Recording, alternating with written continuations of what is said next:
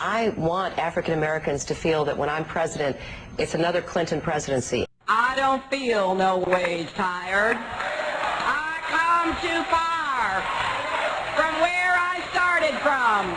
Nobody told me that the road would be easy. I could have listened all afternoon. That pulse that you found so faint, you have brought back to life. You look at the way the House of Representatives has been run. It has been run like a plantation, and you know what I'm talking about. As I introduce her, I want to end with her favorite quote, because I love this quote. It's from Mahatma Gandhi. He ran a gas station down in St. Louis for a couple of years. Mr. Gandhi, you could still go to the gas station?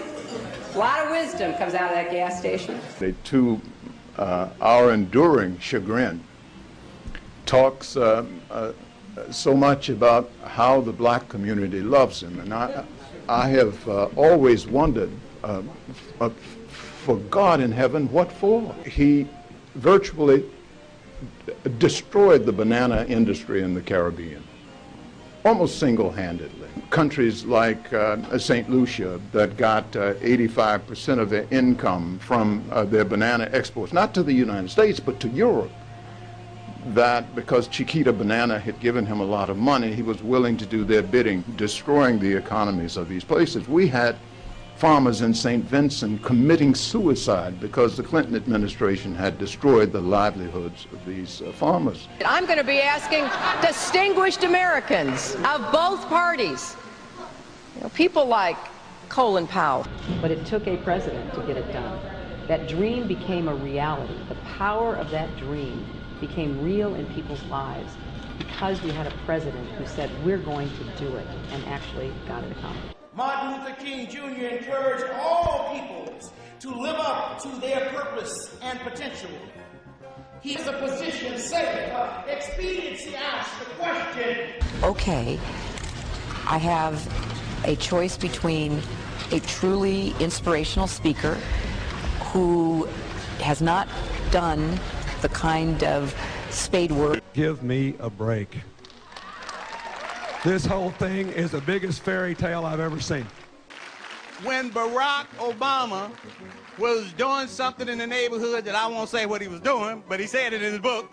Hillary Clinton used a black surrogate. His name is Robert Johnson to bring up the issue of cocaine, and that was an embarrassment. And BET is an embarrassment. Robert Johnson was used to play the race card for Hillary Clinton. Toni Morrison, you owe black America an absolute apology. That is the dumbest thing I've ever heard in my life. Because if Bill Clinton was a black president, he would have thrown Monty Guinier under the bus, his so-called friend. If he was the first black president, he would have let 400,000 people in Rwanda die if he was so-called the first black president. But he also did not stand up for D.C. and statehood. Also, just for accuracy, it's 800,000.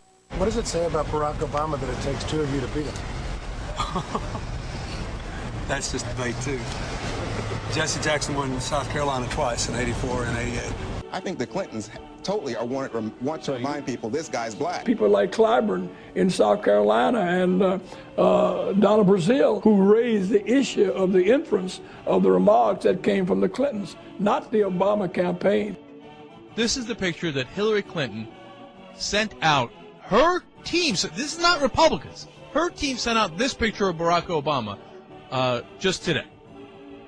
When you have Andrew Cuomo, the son of Mario Cuomo, talking about shuck and jive in a campaign, when you had Billy Shaheen talk about cocaine use, when you had Mark Penn, the chief strategist for the Clinton campaign, say, well, we're not going to bring up cocaine use. Do you believe that there is an effort, a conscious effort by the Clinton campaign and their surrogates to play the racial card? Yeah, sure. There's I think I don't know about clumsy. I thought a lot of it was code language, shuck and jive, the cocaine business.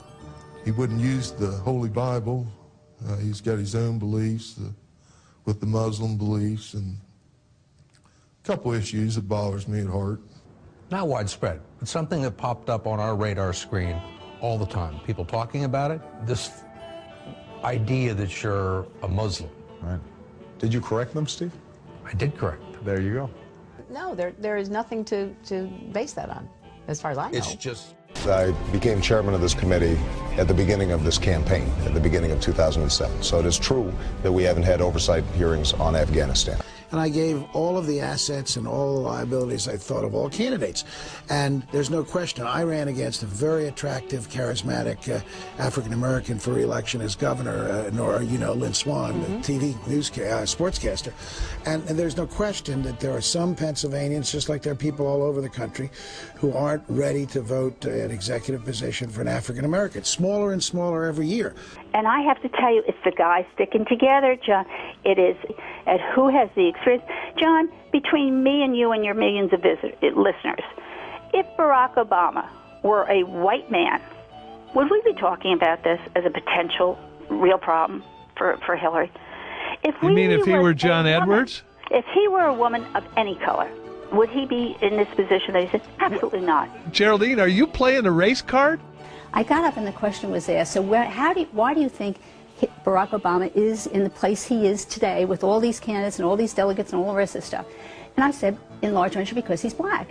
But, the truth is the truth is the truth. So she can't rein me in. I'm a Fox News contributor. I get on here because you want to hear what I have to say.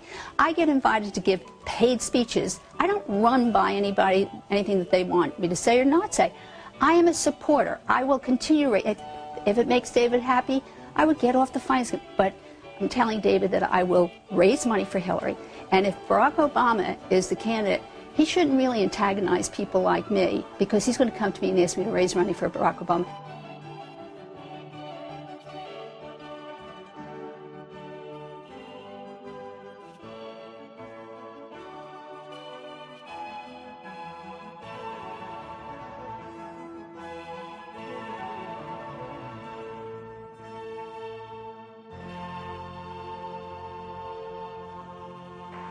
And now we are free.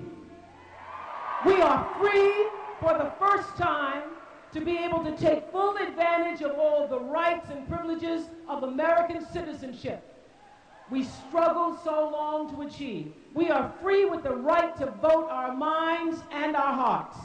We are free. We are free from the constrictions of gender and race. And for the first time, we can just vote as we believe. We can vote as we believe.